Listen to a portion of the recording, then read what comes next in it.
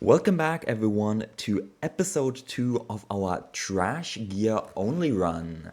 Now, two things to note. First, I must apologize about the frame rate in certain parts of the video. I didn't know it would end up like this. And secondly, let Life Angel do a recap of our current situation. Our current setup is this jade flute we got from our master, the Wanderer clothing for more gift effect, and the nomination certificate which grants us more damage. In particular, our righteousness is already at 100, so we get the maximum effect of 15% damage. Our stat points just from level ups are put into strength. We are at 277 combat, which is decent. Besides that, these are my current manuals. Dragon Tiger manual is my active one, my active internal manual, providing 15% damage and defense. And my main damaging move I use in combats is the Soundwave attack, which inflicts some ceiling on the enemy with every time I use it. My passive tree is specced into wind for all of the action speed and additional energy at the start of battle, as well as fire for collateral damage, more damage, and continuous assault.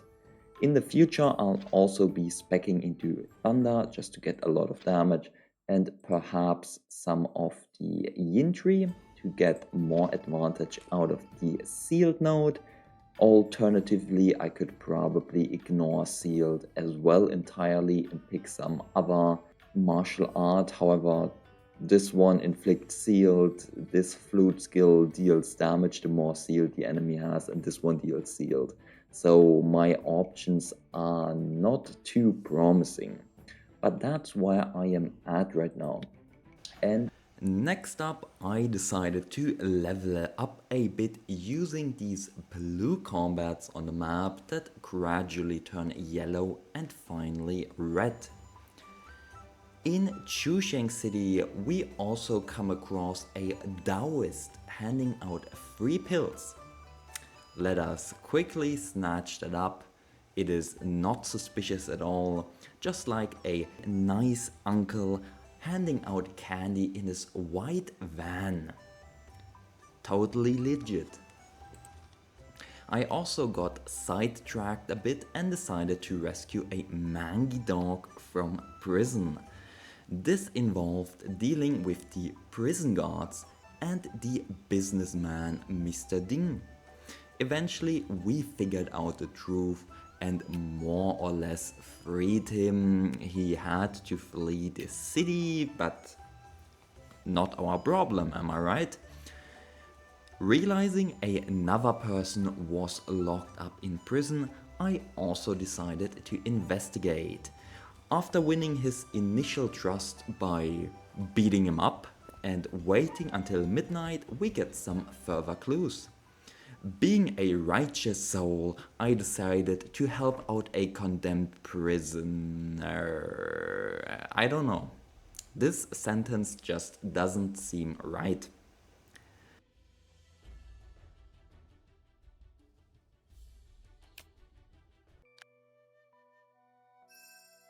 But since I am already role-playing a detective, I felt it was only right to investigate the shadow near the government office in Daliang City.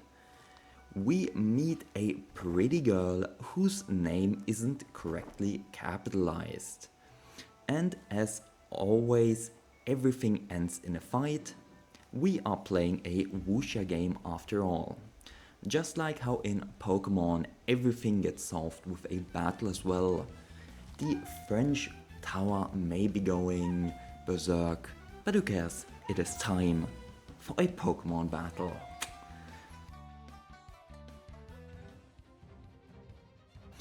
Having showcased my unparalleled blue skills, we then decide to retreat. We get to know Ji Fuling, aka the generic white girl, a bit more and her backstory.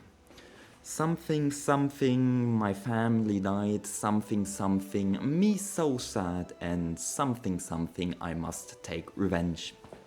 If you have ever read any novel, any wuxia novel, shanxia novel, you know exactly what is going on. It is a super generic trope and plot, and this definitely lowers my evaluation and liking of her a lot. Coupled with the fact that she is a damsel in distress who gets injured and needs us, the main character, to rescue her by sacrificing max MP. And that's right, I said max MP. A lot of people don't read the dialogue correctly and then wonder what's happened to their MP. But at least we get a technique from helping her, the Plu Manual Ice Heart technique. I'll be honest with you, it's really not that good. I even considered skipping Jifuling, this generic white girl, entirely. But then I had the notion to just showcase a slightly neat interaction with the manual. To break down the manual, it essentially causes 5 sealed when attacking. That's it. That's it entirely. Now, coupled with our main flute skill, it goes up to 20 sealed when attacking. And this can be doubled again via passives and inflicted twice via a combo. So now we are looking at 80 sealed total. As a result, this technique itself grants 20 effective sealed. But as a matter of fact, and this is post-narration Angel speaking, it is and it was completely redundant. In the late game of this run, seal is merely a gimmick and not essential at all. And if I skipped this technique instead and would have just went with our Dragon Tiger manual instead, it would be way more effective as we would gain more damage and more defense, and I would also have had 250 more max MP. As for what was happening in the video in the background, I merely defended a temple from accusations and restored order in a part of the military. Just daily stuff as usual. We then meet up with our immaculate girl Ye Yinping. General Ye Pengyu decides to train us as we accompanied Silver Vase quite well. In case you don't get the joke of Silver Vase, it's a pathetic machine translation of Ye Yinping's name. The part Yinping Silver Vase could be translated in a machine like that, but as it's a name, it's not intended to be translated. Well, so much for human translation in this game.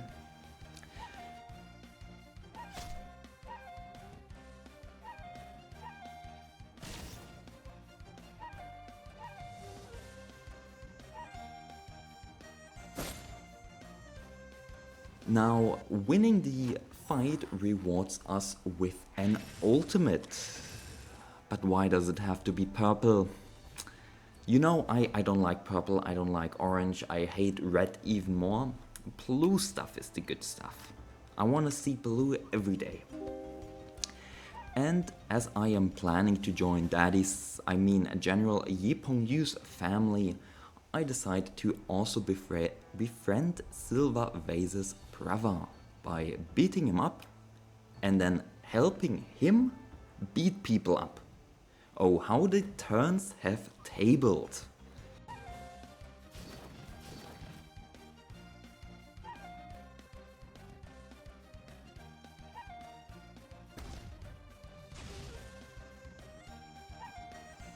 After that, a rando vagabond decides to ambush us and tell us about the desert region. Maybe if the desert had some desert temples, I'd visit it, but currently it's not looking all too appealing. We then start the newest DLC's questline. Why, you ask? Or maybe not. It's to get a single point of IQ. My current IQ is super low and I cannot stand that. So clearly it's in my best interest to garner more IQ. In EQ, on the other hand, I seem to be proficient. I am gathering pretty women around me everywhere I go. Just look at this example. Since I am already in Dalian City for this quest, I decide to continue the tournament and stumble across a marriage tournament where a cute princess is looking for a husband, a prince consort. My marriage luck is incredible. And then I head outside of the city and yet another really good looking Persian inspired warrior goddess crosses my path. I don't know what to say. My EQ seems to be good. It seems to be really good. In the Crime Investigation Bureau, the CIB, I then recruit another ally. In case you are wondering what ally stands for, it's a lowly, laboring youth who will work 24/7 for some wood or food and water. In fact, I am still looking for some more applicants, so if you have some bachelor's degree or so, hit me up. Yeah. This, to be honest, reminds me of IRL, which is why I did that pun. I myself applied to a large research institute at a university. For reference, I'm currently working on my master's and have a peer-reviewed publication, so like perfect for this like research institute. Now I could get the job, but guess what? Slightly above minimum wage salary. Welcome to 2025 and our economy. No wonder every person I met there hasn't been working for long, even though the institute has been established for 10 years already. With such amazing prospects, no one wants to voluntarily keep working there. But back to the video. If you've enjoyed it so far, drop a like and subscribe, thanks. Now, actually back to the run. Fool ya with that one. I now have to catch up a bit with my footage, so we started dealing with the 9 faction task, first up in Dalian City. So we help out the shopkeepers by beating up the beggars. Yeah, this doesn't sound right either, but we don't take it out of context. After that, we introduced ourselves to Duke Chi and asked for his handwritten order to access the southwest region. He will give us a token granting access, as we, on one hand, are a renowned scholar having completed all 3 exams and defeated the Earth Tier Arena in Dalian. So those are the 2 requirements to get his token or his handwritten order. We then fast travel to the Wu Yu region and finish Chui Wangyu's quest. The reason behind this is I want a high medical character in my party before I tackle the southwest. This allows me to skip out on one time heading there, so it's a bit more efficient. We also get a lore reveal of how the evil doctor was creating new diseases to then cure them and profit in the end. To be honest, seems like an elaborate and highly profitable scheme. Where can I sign up? Rather there than at a research institute. I then proceed to introduce myself to Duke Kong and also get his handwritten order. We need 2 of them, so 2 down, no more to go. Furthermore, by introducing myself right now, I can get a huge boost of fame in the near future. And since it's perfectly midnight, we resolve the poison case, which will result in this huge boost of fame in the near future in Linen City. To do so, we fight a granny and backstab her with my flute for a fast victory. I hope you didn't have any other image in mind.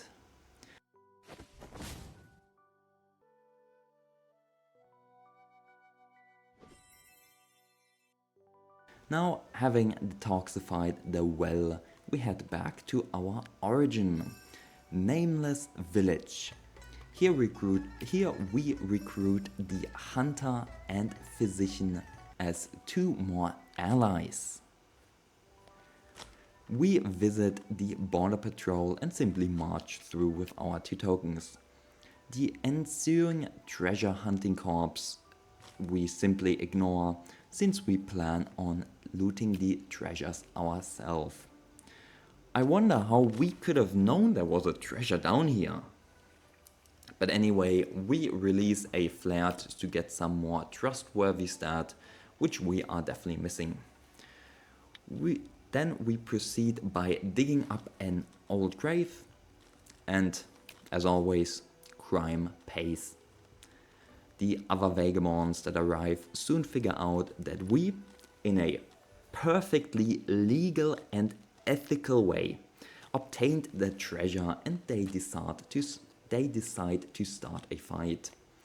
And this is a perfect time to up you guys on your Chinese skills by introducing a fitting idiom, Huai Bi Ji Zui, literally translated as possessing a jade is a crime. Like, it implies that having valuable possessions can attract unwanted attention and cause trouble or danger, such as vagabonds attacking and trying to rob you. Now, having dealt with the situation at hand, we head to the abandoned courtyard where we murder all parties involved. Quick work for us. A short fight trick later, we are inside of the Jolly tribe. We throw our healer into the party and get crucial information as to how to cure the Lolly Meowth ID. We also start the poison testing endeavors. This is a very powerful mechanic in the game. It allows us to gain plus 20 stats at the cost of minus 10 stats, so it's a net gain of plus 10. However, not all stats are equal, and that's where a huge chunk of its power comes in. And doing this in a specific manner grants us an enormous power up. I also tried heading into the lizard cave, but realized my toxicology is too low. And with that, we are finishing off today's episode. I hope you guys have enjoyed it. I hope you liked the video and subscribed, and continue to follow Poor Raven's adventures with only Plugia. See you guys next time. Have a great day.